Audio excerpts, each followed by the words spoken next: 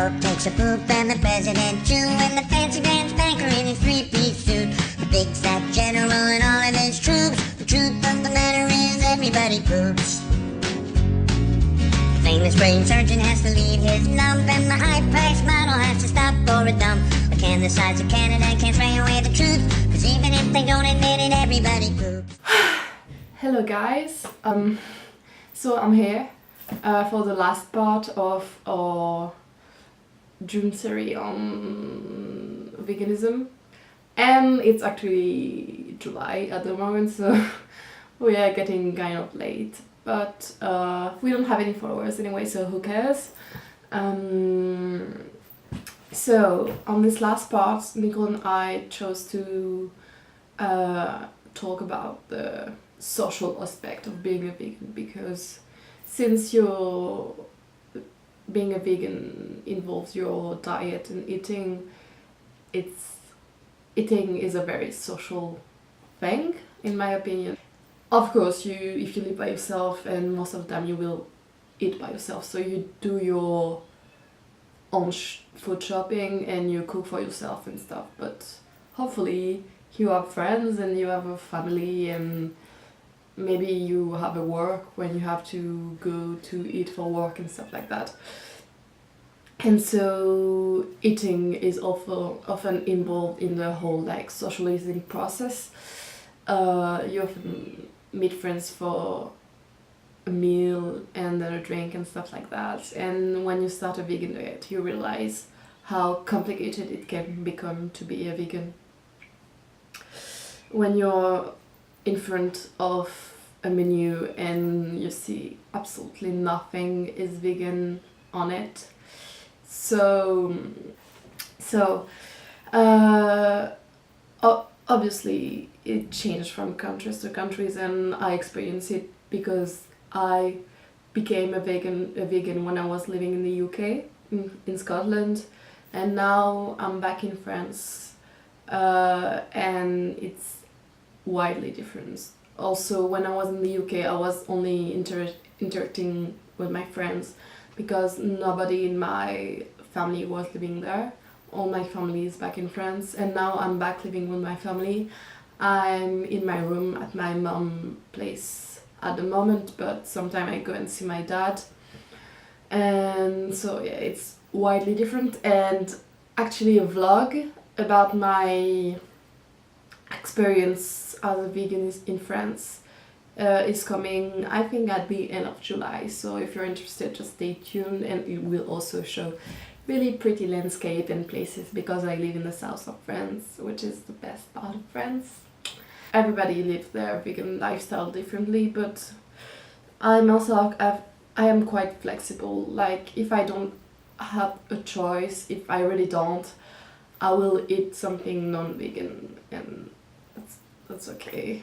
Like, but I know some people are like strict on the diet, and that's fine too, but it can be more complicated. So I have this just making noise, so I will take it off. I don't know if you noticed, but I talk with my hands a lot. Anyway, so my advice would be, try to not be too rude to people when it comes to veganism, because most people are not, and they don't really understand what it's like to be a vegan, and they don't really care. And that's not really cool, but at the same time, don't be rude. Like, if they prepare your food, don't insult their food, and try to explain to them why you can't eat, why, because it will all be why are you a vegan, why are you a vegan, why all the time. So you need to be patient and explain your reasons of why you're a vegan. It can be really different if you're quite young, and it can be really different between your friends and your family. In my experience, your friends are more, they understand you more, and they're trying to make way more effort because they are your age, they know other vegans, and it's kind of like they understand it, they know it, they've been aware of it for a long time. And so even if they're not vegan or vegetarians themselves, they make effort for it. Like, I became vegan in March, but Nicole she's been a vegan ever since I met her, and so whenever we'll like cook meals together or with our other friends and stuff like that, we would always make an effort for Nicole to have something to eat without her having to bring something. For example, we had Valentine's Day with one of our other friends and some friends, and we ate Chinese, and we made one thing with like meat and one thing with vegetables, so that Nicole would be could eat something, and I think there was another vegetarian too. And so yeah, the thing is like your friends, if they are good friends, and if you explain to them the thing, and in my experience they will always make an effort. And your family, I guess it can really depend on the family, but even if they know what veganism is and stuff like that, they will not really make an effort for you. Since I came home, I have been eating a lot of non-vegan food, which doesn't please me, but whenever I can, because we are kind of, you know, group, a family who eats like at other people's place a lot, and we have lots of big dinner and stuff like that, and when I have a vegan option, I'll just eat the vegan option, but it's not always the case. And sometimes I just don't have a choice, because I can be at the table and not eat anything and watch other people eat like that, and it will be quite rude, and I'm hungry actually, so yeah. And but like they know I'm vegan, and they don't really like, they don't do the thing where they would cook something vegan just for me, you know. It's just like, oh, you know, just once you can make an effort. I made the mistake, I think, to tell them I would, like, if I have to eat something non-vegan, I will, because I don't want to be too annoying, but it would be better for me if like it was vegan. And they just stuck on the part where, oh, she won't be annoying and she will eat non-vegan if we don't have anything vegan, so they don't cook anything vegan. So yeah, it's been quite complicated.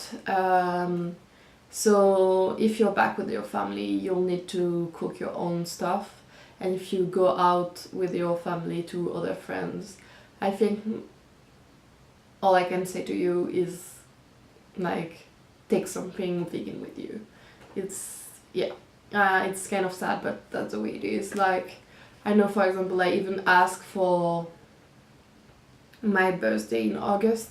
I want to spend it with my family and some of our friends, and I asked for us to have a whole vegan meal, like just go in nature and have a vegan like meal together. And I only talked about it with my mom, and she said, oh, I don't know and stuff, like, you know, I think also because they're French, and veganism is not really a thing in France, and food is such a huge part of the culture, like they don't really understand, and they don't really want to understand or make an effort. So yeah, beware of that. It will really depend from people to people. It will be easier with your friends than your family, because of the age most of the time. Yeah, so you need to learn to come with your own food to be able to eat stuff when you are invited, and you need to tell people that you are vegan. You need to tell them. The other social part is like, people are kind of like fascinated about the whole vegan stuff, or they want to like put you in a corner and talk about it and tell you how not good is it, or why they don't understand, and you need to be like strong and patient to explain to them why you think it's a good thing to be a vegan, without being rude or like, yeah, I understand better than you and stuff like that. And people are kind of annoying sometimes, but most of the times they just don't know, and you just need to be smiley and explain and laugh when they say stuff that you think are wrong but they think are right. And just beware that you don't have the same experience of life, and you don't make the same choice, and that's fine. And so just like laugh about it and talk about it's something you need to get used to. And once you're used to dealing with all this new stuff, it goes very smoothly.